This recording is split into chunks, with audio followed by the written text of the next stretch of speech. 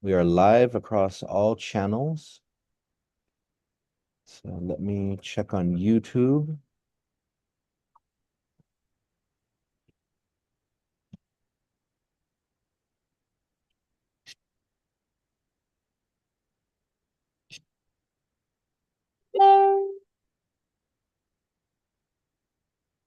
Okay, we are on Instagram. Honggen Astagagi Instagram. Honggen Adagi. All right.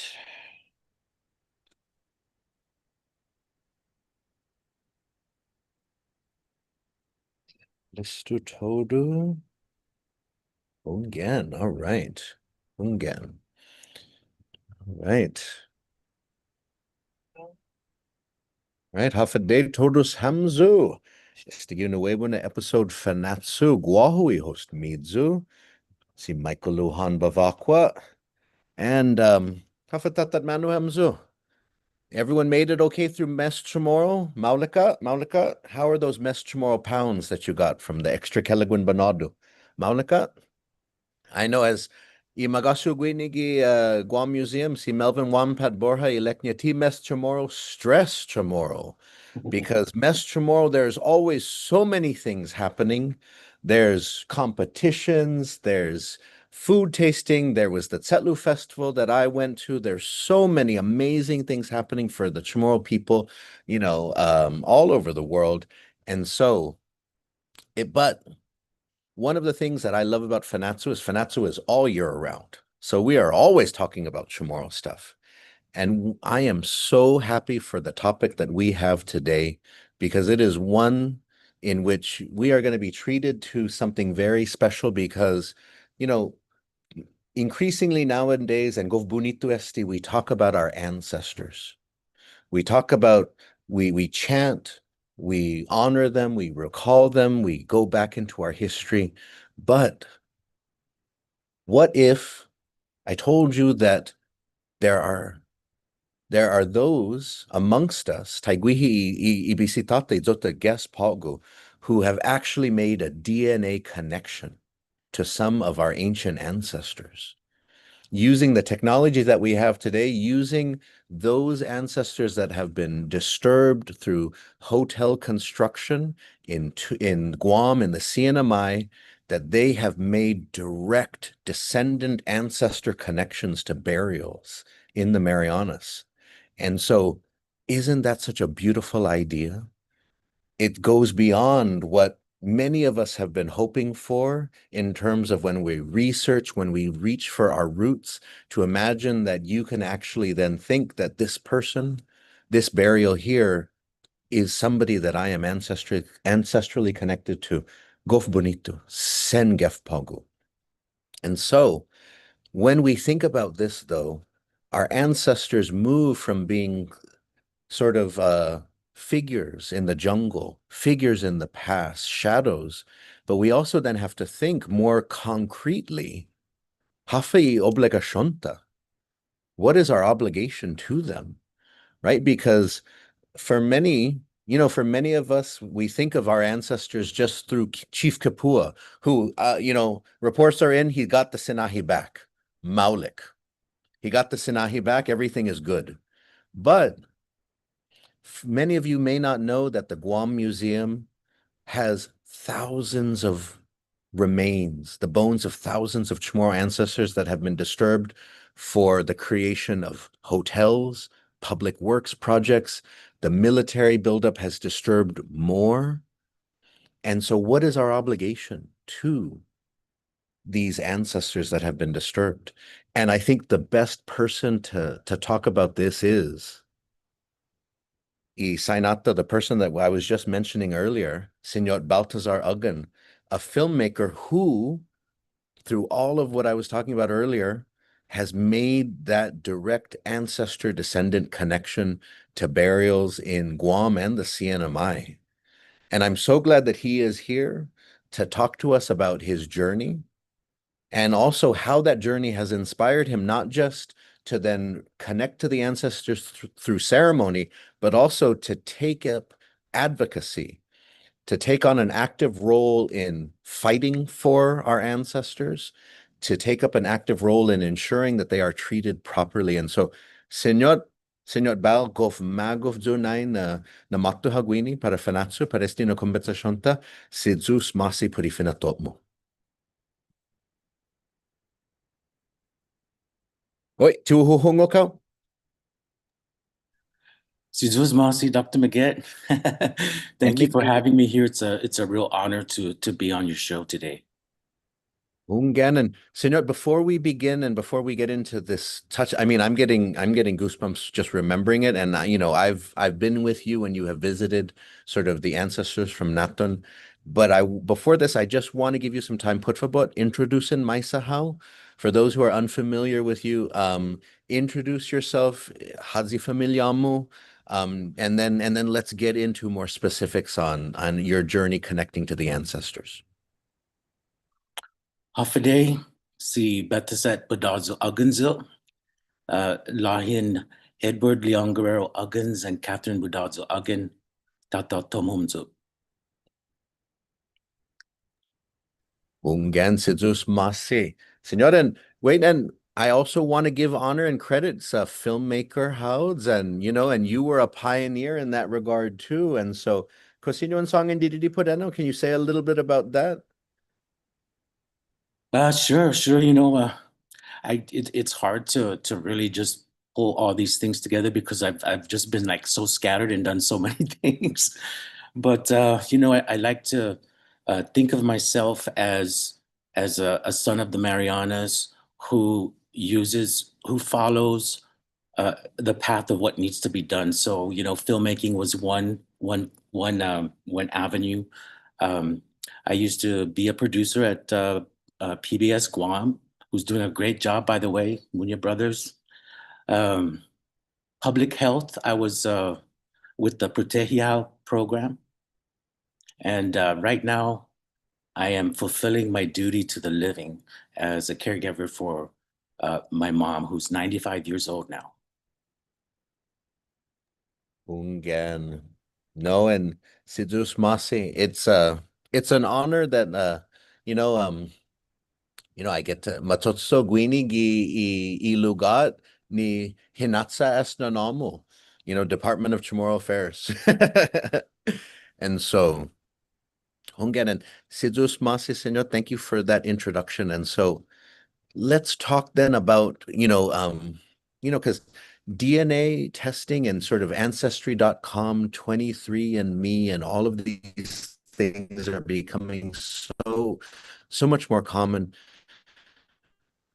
But let, let's talk to us about how connection to burials in Naton and so on. This is because that's an incredible leap.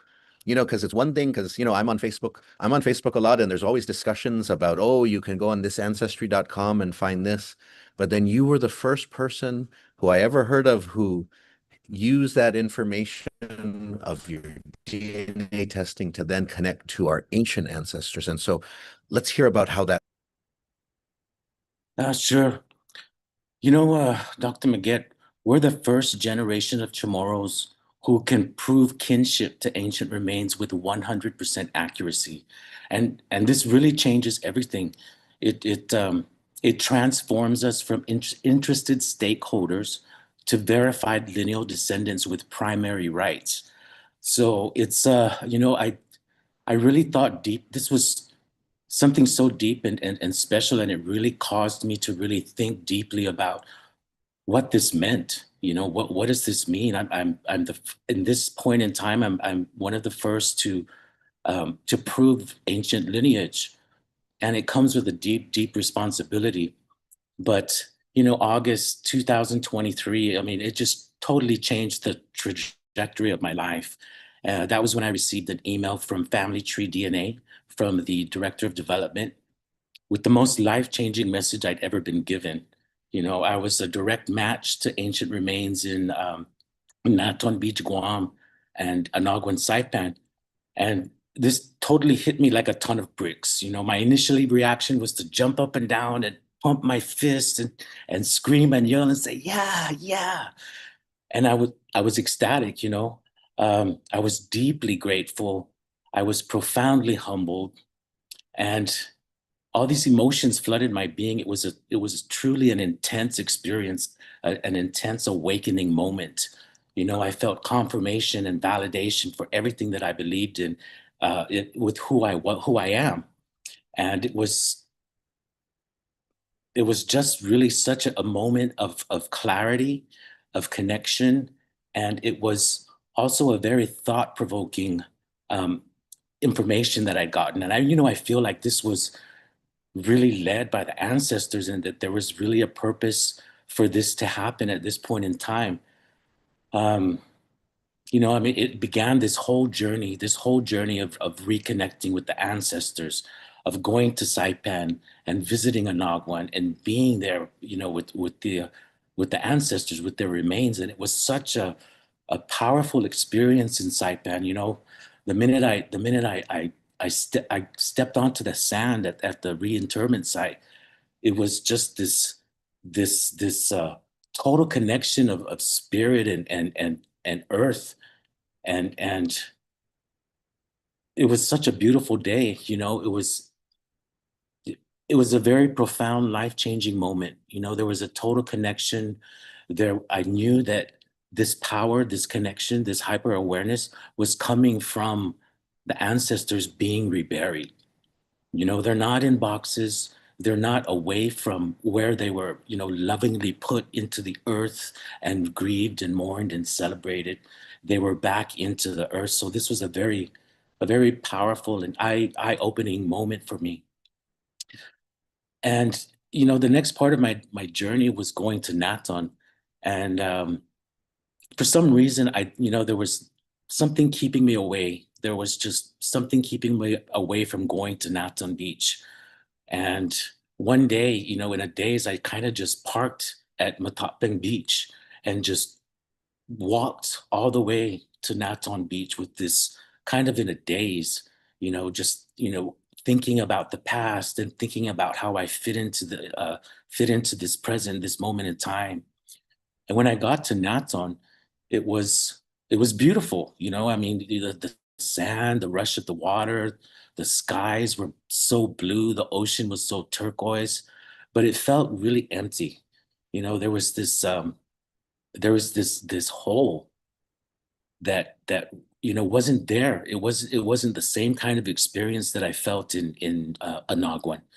It was superficial, it was shallow, and it hit me that our ancestors are not there. They're not back into the earth that they were lovingly placed in and celebrated and mourned. And I think at this moment is when I promised the ancestors that I would do what I can to bring them back, to have a homecoming for them. uh, and this area, it's one of the most important archaeological finds in the Marianas. Um, the the amount of pre-Lati remains that were found is unprecedented. 155. There were 212 Lati remains, and this indicates that this was a clan, a lineage. This was an ancient sacred precinct. It was an epicenter of social and political society.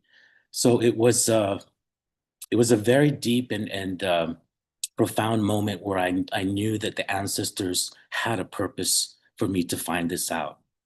And I vowed at that moment to bring them back, to find some way to bring them back. Uh, so it's been a journey since then. I had all of these radical thoughts running through my head. It's like, how am I going to get them there? Who do I talk to? Who do I reach out to? What are the next steps? Uh, and it was very, it was very disturbing, some of the things that I thought of. But I had to take a step back, and a friend of mine told me, why don't you just write a letter to the Lotte Hotel management and let them know. So I did, and thankfully they responded to the SHPO and said that they would like to go ahead and proceed with the reinterment. And this was last year. Actually, I think it was the 24th, 2024. So there was, there was progress on that, and there was definitely something to look forward to. I was hoping that I would be involved in any discussions that were going on. That my thoughts and opinions would be shared as a lineal descendant. With proof that says I'm from here. These are my ancestors. These are my family, and it's all of our family. We're all cultural descendants, and I think that the this whole thing with lineal descendants is a door in. It's a step in to say you don't believe that we're connected to the ancient remains for whatever reason. Now we have proof to say this is 100% accurate, and there's no way where you can say you're not a descendant.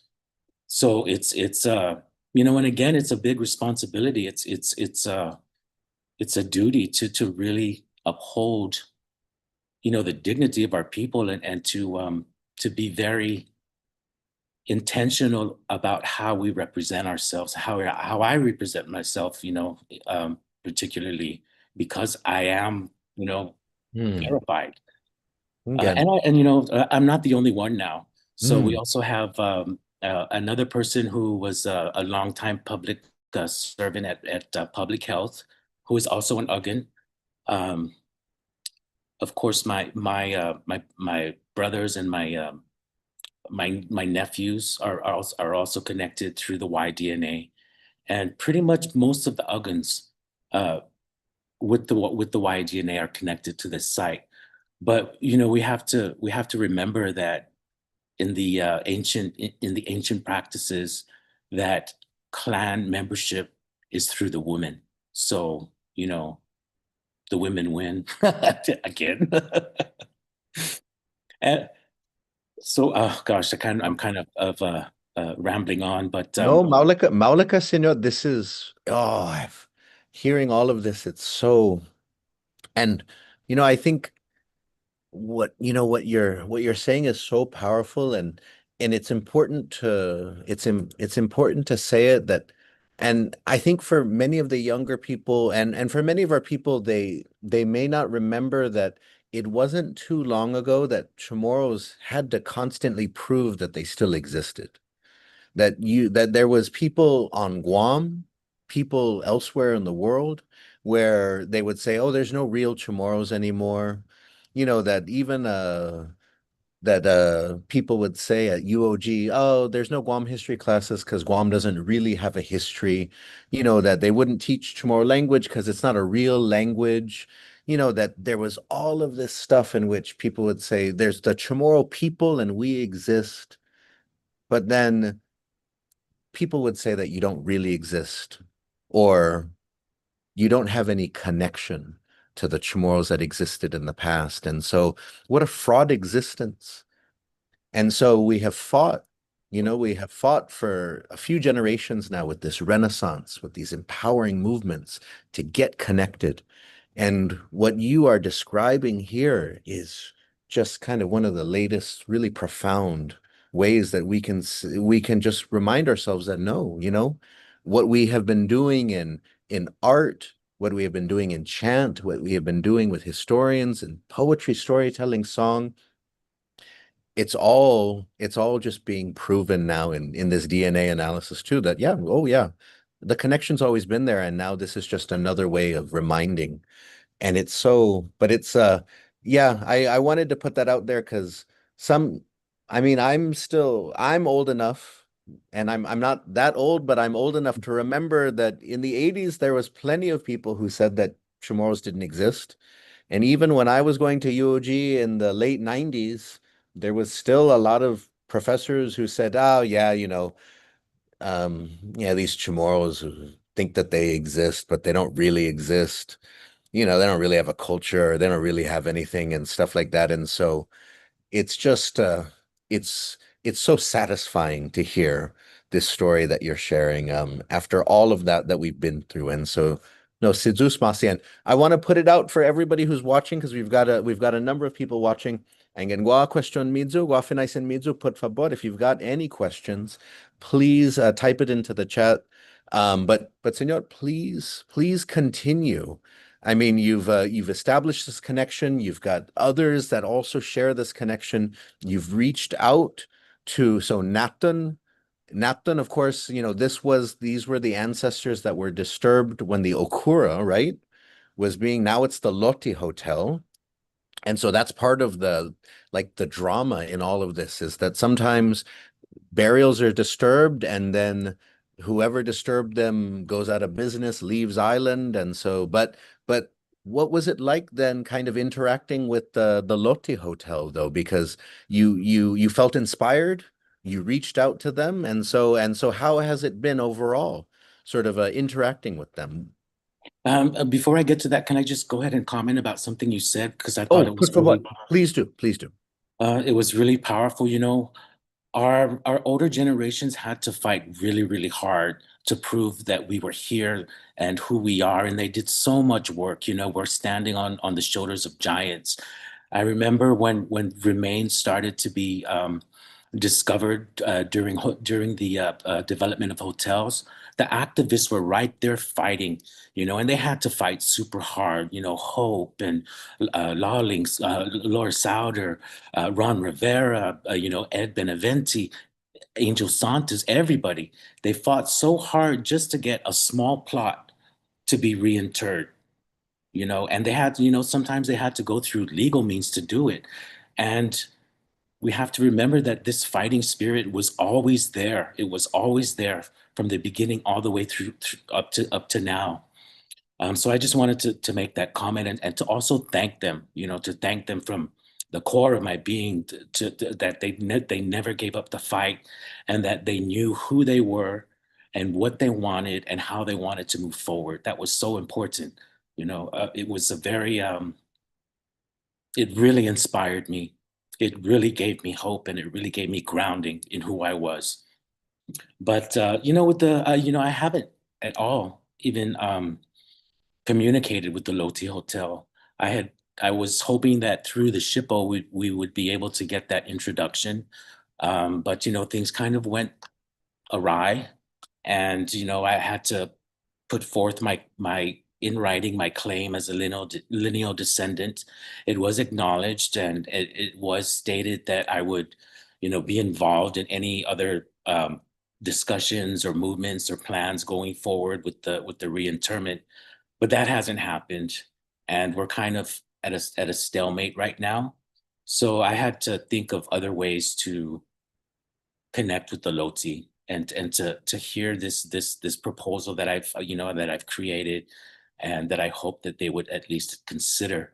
So to answer your question, there is no communication right now, and I hope that that will change sometime soon. I have a different avenue to go through that I hope will work. Hmm.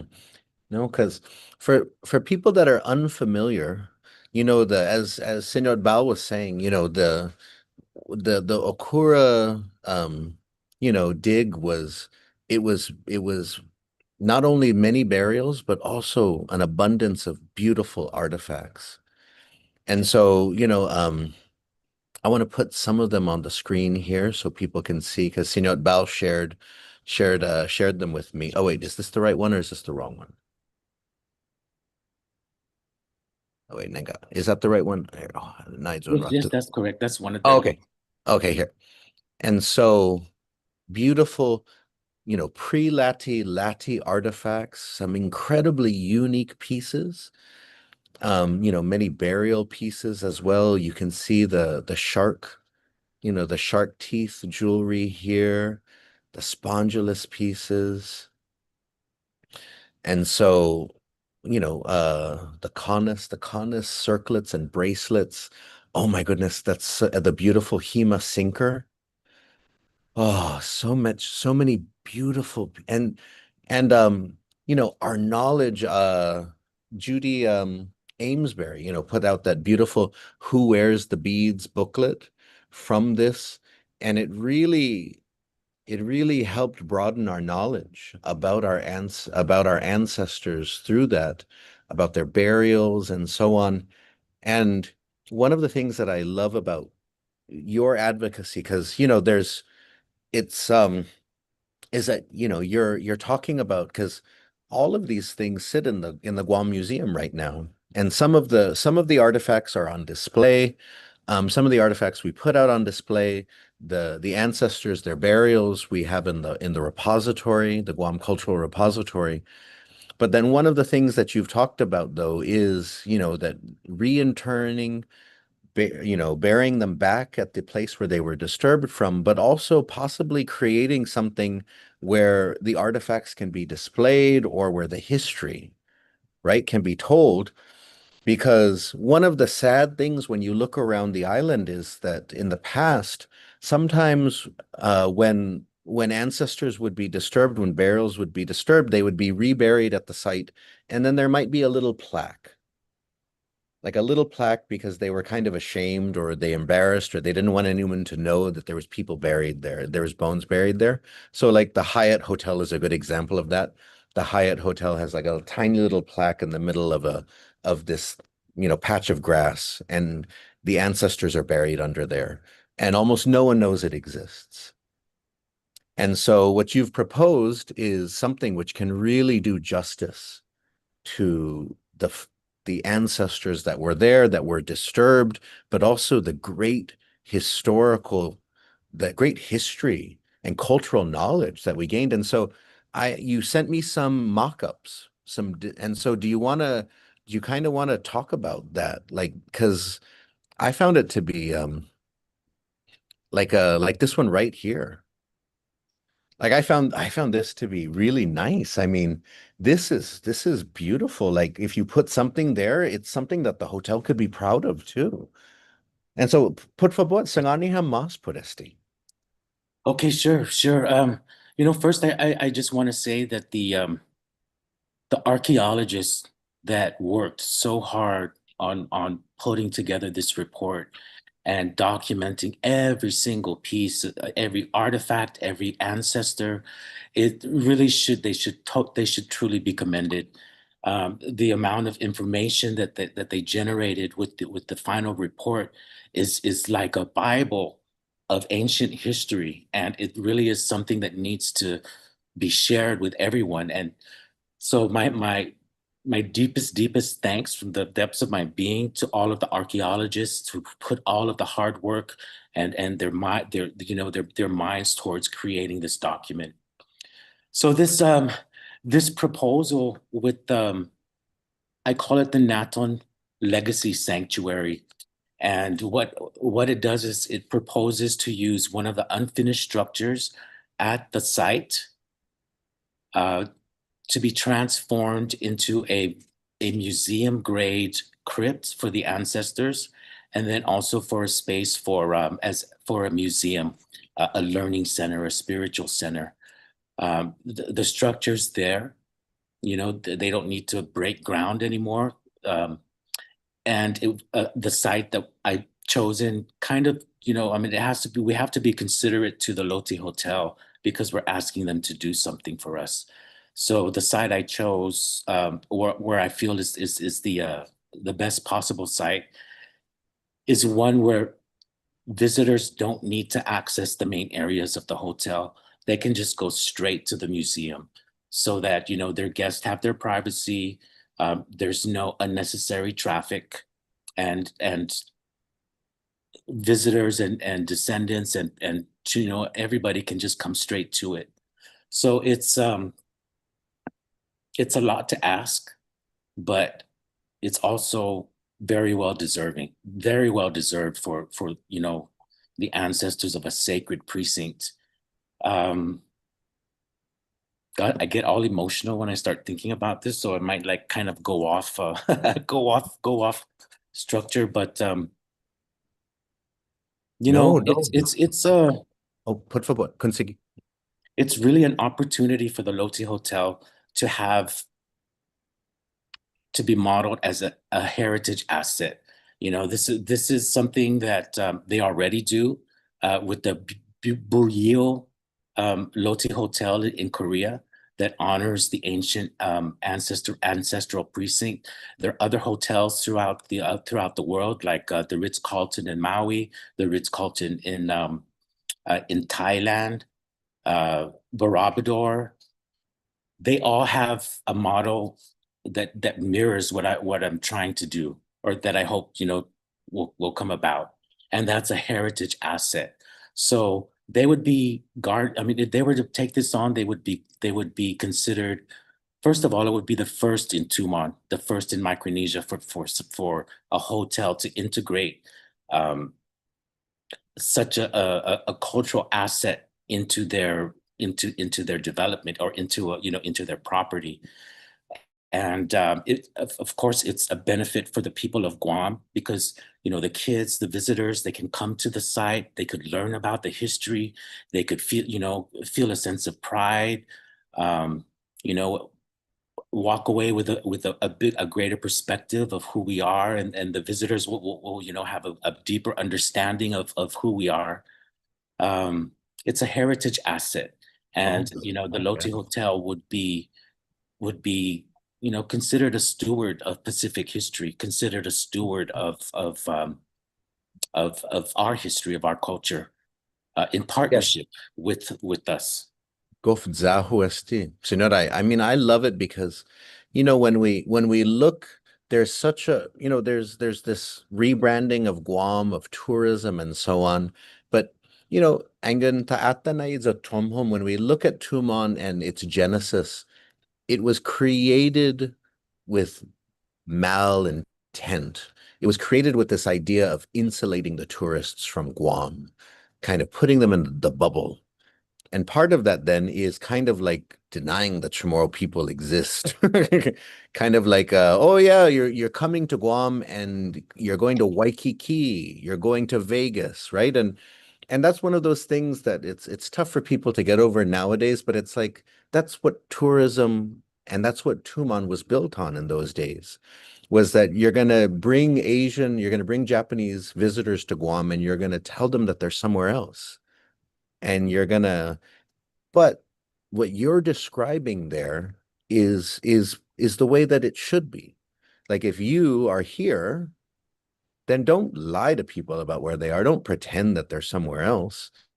And that if ancestors were disturbed to build this place, then honor them. I love the way that you talked about how other other hotels have done this and that it's incorporated. And why do the Chamorro people deserve less than that? Why does Guam deserve less than that? Why is it that Guam is a place where you can just, hide them away, or put them in boxes and throw them away, or hide them, that you don't have to respect the local people, that you don't have to respect the Chamorros. And so I love that you have reminded us that in other places, they treat the locals, the local culture, the local history, they treat it with respect.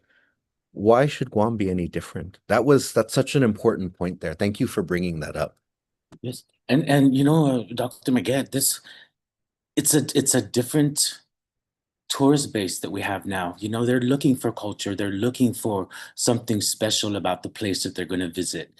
In the past, it was because we were a U.S. citizen. We were the closest, U.S. territory to Asia, and like you said, we kind of just like glossed over our people and our history. But the visitors now, the golden visitors, I should say, that have an appreciation for the places that they visit, and appreciation for culture and for peoples around the world. This is a draw for them, and these are the kind of people.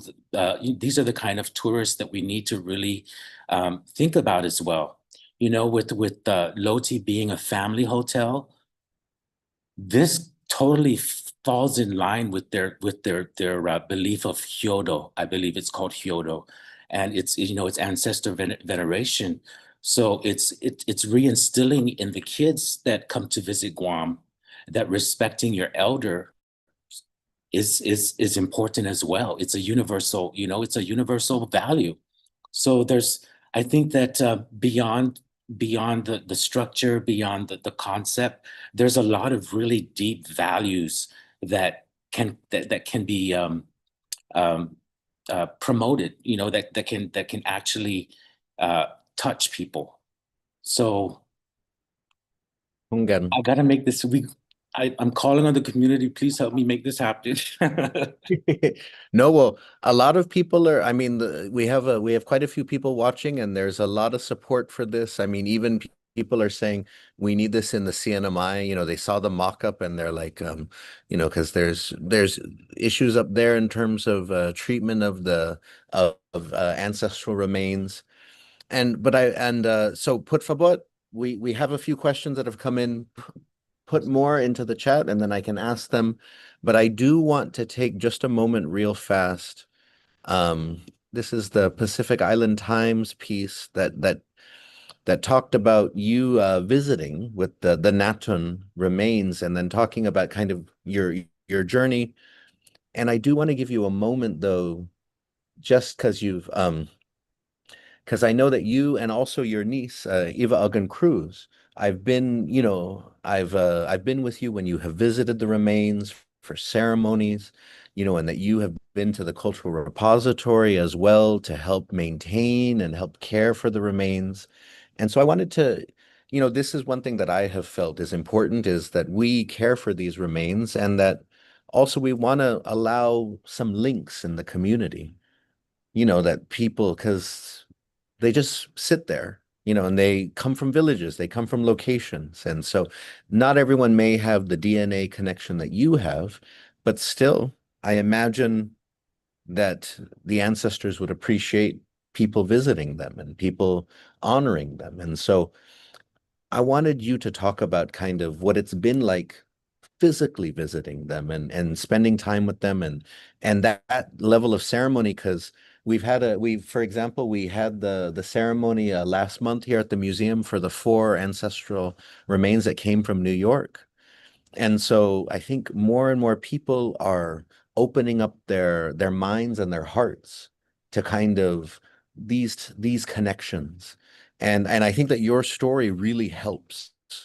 Your story, because the mixture of DNA, which is something people are getting more excited about, but also our ancient ancestors. And so your story really helps with helps with that. And so what was it like?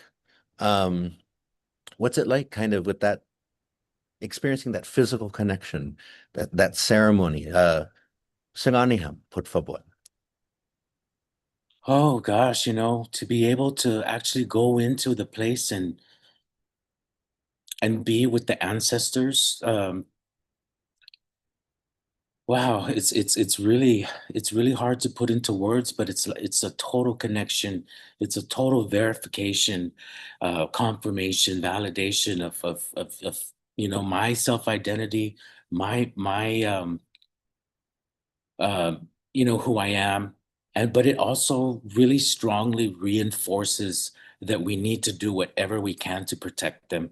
We need to celebrate and honor them, but we need to, first and foremost, protect their dignity, make ensure that they're reinterred so that they can, finally be in a place after being, away in Hawaii for, 80 years or so, and other parts around the world that have our ancestors. It's I want to say that it's a smack to my face when I walk in there. I walk in and it's like they're saying, "We're here. What are you going to do about it?"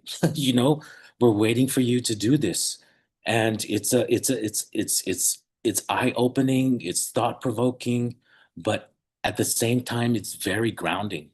To actually have the actual remains right there where you can actually physically stand right by them and connect with them on a spiritual level, talk to them, um, even hear them sometimes, I mean, maybe I'm, talking too much of, the funny stuff, but sometimes I hear these thoughts and I hear ideas that pop into my head, and I know that it's coming from outside of myself. So I believe that a lot of things that have like felicitously, synchronistically fallen into my path were messages from the ancestors, helping me to get this thing moving, to get this thing going, to help them, with come home. It's so walking into the repository and feeling this sense of of unfinished business is deeply empowering. It gives you this sense of you were given this information about your DNA at this point in time because you have a duty. You were given this information about, your DNA at this point in time because you have a mission, and we're holding you to this. So it's very humbling, and at the same time, I mean, it's not a burden, it's an honor to have this duty. We all have a duty, we all have, we would think about our grandparents, our parents who are no longer with us, our great grandparents, we honor them and we celebrate them, and we remember them. We pass down memories about them to the kids, so they will know who their connection to their grandparent. They will know about their what how your grandparent changed the shape of Guam, or how he or she contributed to the community. So there's this link, and it's our identity as a people is it's inextricably linked to Iman Motna. If we allow their remains to be treated as obstacles rather than as ancestors, we're telling the world that they can do this with our future, that our future is disposable. And walking into the repository and being able to stand before them, to pray for them, to thank them, to celebrate them. It reminded me, or it reminds me of the sacred duty to protect the first people of the Marianas, because I think that in guarding them, we guard the soul of the islands, and the strength of our children. Oh, again, Biba. And I wanted to, now what you just shared there reminded me that you recently wrote a letter to the editor in which you were talking about how we are not a sacrifice zone. And you were connecting, and I love the way you connected, because sometimes people say, oh, para hofa esti or tibali estis, this is all in the past and we should be thinking about the future. But as you were reminding us, how we treat these types of things speaks volumes about who we are. If you are a people who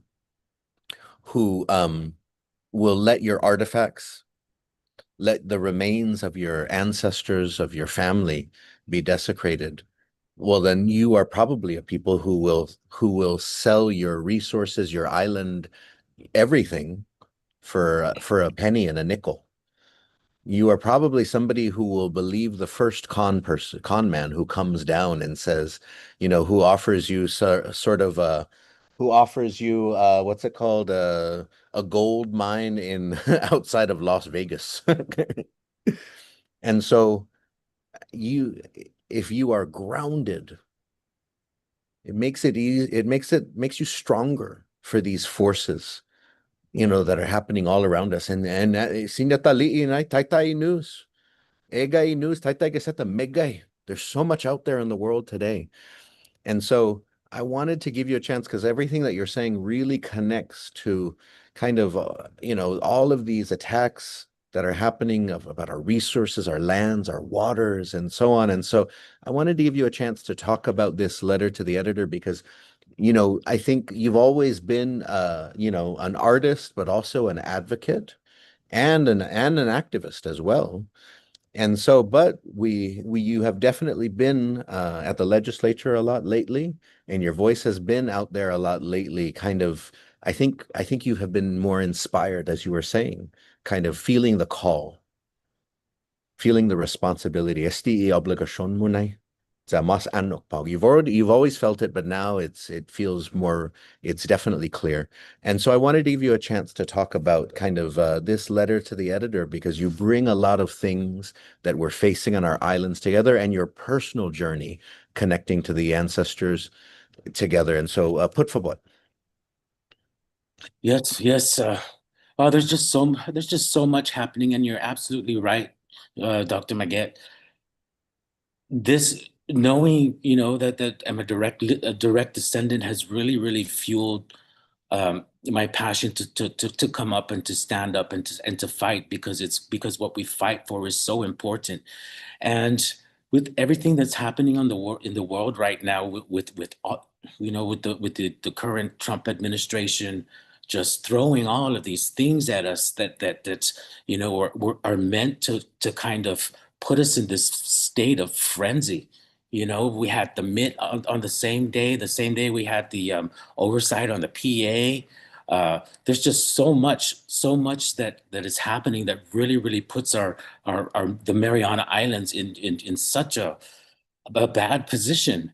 And I think part of that is because where they have the opportunity to exploit our political status is one. I mean, we operate on different sets of rules, and it's such a separation from the core essence of who we are as one Marianas. We were one people, one ocean, way before these political boundaries.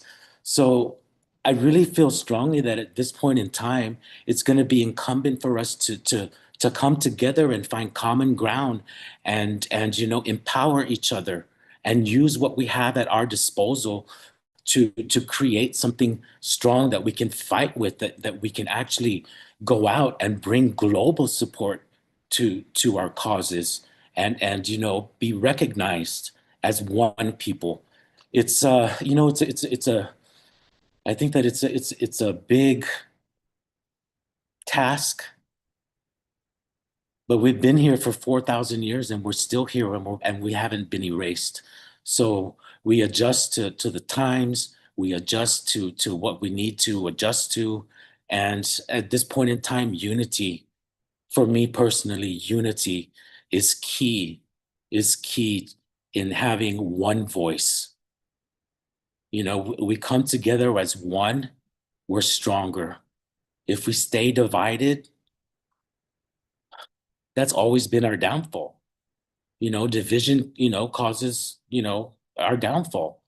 So however we can think of coming together, of unifying on whatever level we can start building for the future generations, to have something solid, to say we're one people, we're one ocean. Because for instance, the myth, that crazy myth, it treats the channel, the oceans between the islands as insignificant, that nothing is gonna, I mean, there's nothing there. They don't see it as a maritime cultural landscape that is totally interconnected. What happens in the north with the corals comes down, and this is all in their own studies, in NOAA studies. What happens with the coral comes all the way down south, and it seeds our. So it's this interconnectedness that is chopped up. It's chopped up. So I think Mm. what we need to do with our people is remind us of our interconnectedness. It's not just the oceans and the lands that we we've been stewards of for thousands of years. It's us. It's us. Hungen. Hungen. Jesus Masi Siñot. I think you you bring up such a good point there that you know the especially for the Marianas now more than ever. I mean, there's we the there have been ideas of reunification for a long time, but now more than ever, we need to be actively working towards it, especially with all the military plans, all of the deep sea mining plans, all of these things happening around us. It's just it's a must. It's a must. It's at this point it's survival. It's survival. And so we have a bunch of questions because you've been getting a lot of Bulagunay nu Hagunay live stream. There's quite a you have quite a few fans. Oh And no. so let's we have chanter Jay Pascual who is tuning in. He says, Huguaidza Hautsetlu Bal, we met and I shared my Lalai Fakmata with you and others at a PIC workshop at KGTF years ago. And he asks, would you consider a creative collaboration with a chanter within the diaspora? And because Jay is in the diaspora now. Yes, yes, yeah, no, I remember you very well, Jay. Setlu. I would consider collaboration with anyone, you know. For instance, I've really been thinking about when they actually bring the Naton, the 370 remains from Naton back to the whole community has to be involved. It can't be specific people. This is a once in a lifetime opportunity, a milestone. So, I mean, chants and dances and, celebration, the whole of Tumon is going to be filled. So, I mean, Jay, I'm asking you, reach into your heart and think of how you can honor, all of our ancestors coming back to their home, create a chat, connect with spirit, connect with the ancestors. And yeah, a collaboration for sure, anytime. And I'm glad to have known you. I'm glad to have met you. And I hope that you're doing well.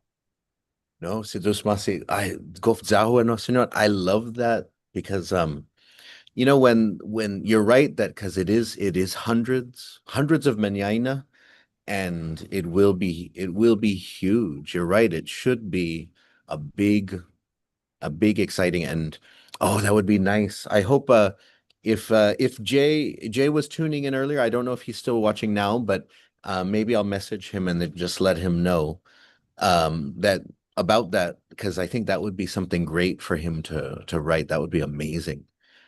Okay, and so here's another idea, or here's another question. Ginin asked Maria Hernandez. She says, "This is so cool, Uncle Bal. Sidus Masi for this amazing work that you're doing and you sharing your journey. What advice would you give to anyone who is interested in tracing their lineage?" And so I think also that other people have wanted to know for you to get for you to kind of do your DNA or have your DNA connected to sort of these burials, was that something different than you might do on kind of just like a regular website? Because some people were, is this something different than you normally do on the websites? Did you go through like a Yeah, separate process? yes, this the big Y testing with the family tree DNA is specifically for men. With the women, uh, this kind of gets a little complicated, but I was wondering why was I able to trace the male line and not the woman's line? Um, but because men have Y and X chromosomes, they have like almost 56 million pairs of, possible markers. With women, they have the X. So, it's significantly lower. So while the man can actually anchor a place, the women is actually the whole place. So the women are the ship, that brings the man to the shore. I would suggest first, first doing a tree, a genealogy tree with DNA. I believe that most of the women that have tested that identify from themselves as from the Marianas have the E1, E2 gene and the B4A1A1A, and that has been consistent from ancient times all the way up to today. 80% of the women who have tested uh, have this gene. And I mean, that's astounding. That's astounding because that just tells you, yeah, I'm an ancient woman. I mean, I'm a reborn ancient woman walking in in modern Guam today. So I would suggest um, it's important to get oral genealogy first. You know, talk to your mom and your dad and see how far back you can trace. There's some really great websites that have really helped me find sources and ancestors. I use uh, My Heritage is really good. Uh, Family Search, Ancestry. There's a lot of really good genealogy resources that can be done. With DNA, unfortunately, the women won't be able to get a test that will actually tell you exactly what place in Guam they're from. But it'll tell you that you own all of Guam and that the women rule. And Oh, wow. Maria, I want to thank you too for your very powerful voice in protecting the Tekzen and fighting for land rights. And you've been a very vocal advocate as well. So more power to you to continue forward, and thank you so much. Si Zeus mas si Señor. Oh my goodness. Un nakababala si itining o then ikinimbrende ko podesti lokui. Wow. My goodness, Tadza Tiningo, Tadza, Podesti. So, oh, wow, interesting. Okay. Yeah, I mean, I didn't know that too. I mean, I had to really dig hard to find out why this is. You know, Mm. And so we have a few more from Jonita Pereira. And so she's asking though, and so Jonita, to your question though, she has a very long question where she is wondering though, if because you're suggesting that the remains be at the Loti, which of course where they were disturbed, they were taken from. But she's also wondering, would it be better though if they were placed at somewhere where a future owner couldn't restrict access or something like that? Um, and Jonita, to your point, there are plans for the Naftani Manyainata, which would be a public sort of memorial for all of the 3,300, which includes, as of today, it includes the Naton. Although the Naton, if it is approved, then they will go out and they will be reinterred at the Loti. But the 3,000 plus remains that the museum cares for would go in the Naton Imanyainata, the Naftan Imanyainata, which would be at Old Hospital Point, or which would be near Sagan Koturan Chamorro, sort of on that area. And that would be like a public shrine area for them. Um, but the thing though is that it will be remains from all over the island. So from Malesso, from Humatak, from all over, put in different crypts. And so it would be accessible to the public, but it might lose something though that they wouldn't be where they were originally from. Um, and so Signor, did you want to kind of share your thoughts on that? Because, yes, yeah, that's a great question, Miss Peretta, because we would never want to be cut off from something from visiting our ancestors. I specifically addressed this in in my proposal. It's a little technical to read it right now, but it had to do with the funding source. Um, I think that it's really important that we bring the ancestors back to the place that they were disinterred from. They're the spiritual link to that place. And to I think it was best said with Signor Joe Garrido. He said, it's like taking someone from the remains from Agate and burying them in Zotnya, which really says a lot. I mean, it's a statement that has really profound meaning. But you're so key on the ownership aspect of it, and having the power to say you can't come see your ancestors. That should never ever happen. And I think that what is key is how this memorandum of agreement and first the understanding and then agreement is written. that will prevent any future owners from, um, doing that. But Siñot I mean, I truly think that they need to go back to Naton. They Hungen. No, it's Hungen. It's always a good idea. Sa adzui tanong niha, adzui sagan niha nai.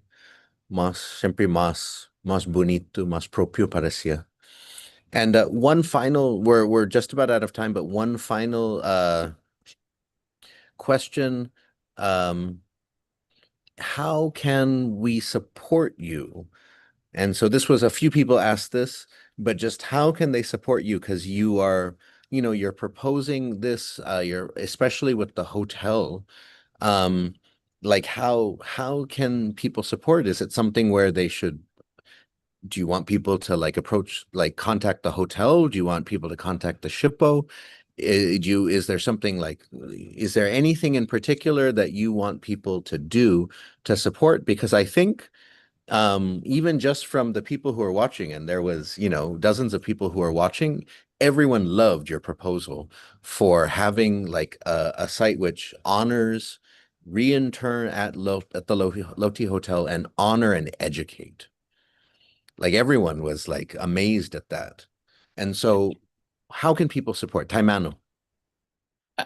I I think to begin with is to get the word out there, to get the buzz going, to get this vibe in the community that's saying, this is there's something needs to happen. This is a proposal that we can come, we stand by. So getting the word out into the community, getting the buzz going. If anyone knows any of the management at Lotte Hotel on a personal level or even on a professional level, it would be a great opportunity, or it would be a great help if you could facilitate a meeting with me, uh, uh, not just me, but with, so Miguel, but facilitating a meeting if you know them. Another thing is to go to Naton Beach and stand on the sand and feel the ocean and listen to the wind and be inspired. That's one way. It's intangible, but it's one way of helping. um, I think that primarily, first and foremost, it would be going out there and talking about it and getting a buzz going in the community. So talk to your family and your friends about it, and hopefully there'll be a wave that will not be able to be stopped. Hungen, I feel like no, Denancio, the more that we kind of build this up, I mean, this is one of the reasons why, as every time we bring something home to the Guam Museum, we always want to have a public event in which, as the community is invited to come, so that, like you're saying, there's this energy, there's these waves, and it just keeps building, and we just kind of grow stronger from it, and so on. Because as we keep doing that, then we hopefully we expect more from those who come and make money off of the island and kind of come and build on the island, and those who take who take from the island.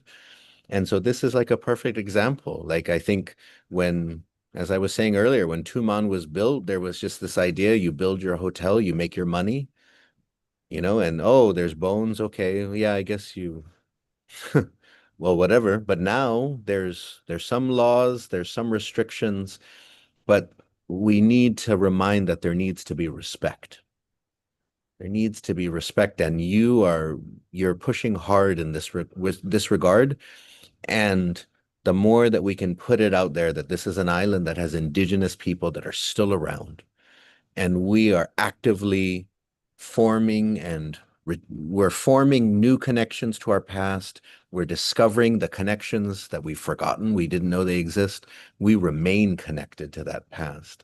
And the more we do that, yeah. And so yeah, let's keep building up in the community excitement and energy. And then I think we'll find that this struggle will get a little bit easier.